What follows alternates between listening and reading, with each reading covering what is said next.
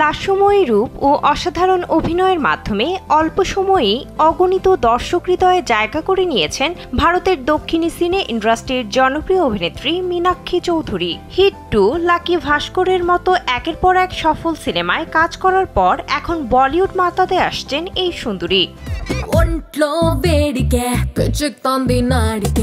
ভারতীয় গণমাধ্যম সূত্রে জানা যায়, জন আব্রাহামের জনপ্রিয় অ্যাকশন ফ্র্যাঞ্চাইজি ফোর্স 3-তে অভিনয়ের মধ্য দিয়ে বলিউডে আত্মপ্রকাশ করতে চলেছেন সোনাক্ষী চৌধুরী।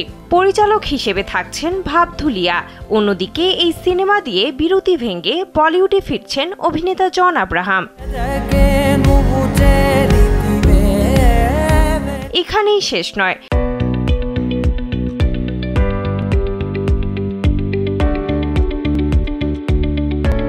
জন আব্রাহাম নাকি বিপুল শাহের কাছ থেকে ফোর্স 3-এর স্বত্ব কিনে নিয়েছেন। তিনি চাইছেন এবার সিনেমার গল্পকে একেবারে শিকড়ে ফিরিয়ে আনতে, যেখানে থাকবে দেশি আবেগ, সঙ্গে টান টান অ্যাকশন ও থ্রিলারের জমাট মিশেল।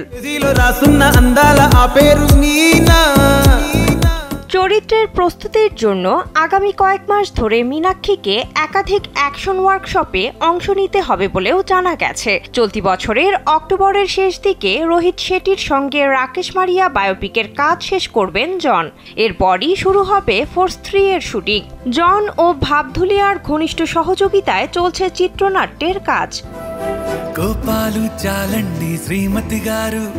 প্রযোজনা সংস্থার পক্ষ থেকে জানানো হয়েছে, নতুন এই সিকুয়েলে থাকছে ভিন্ন স্বাদের গল্প, যেখানে অ্যাকশন আর টান টান উত্তেজনা মিলবে একসঙ্গে। ধারণা করা হচ্ছে 2025 সালের নভেম্বরে শুরু হবে সিনেমার শুটিং। সবকিছু ঠিক থাকলে 2026 সালে মুক্তি পাবে সিনেমাটি। বিনোদন ডেস্ক, কালবেলা।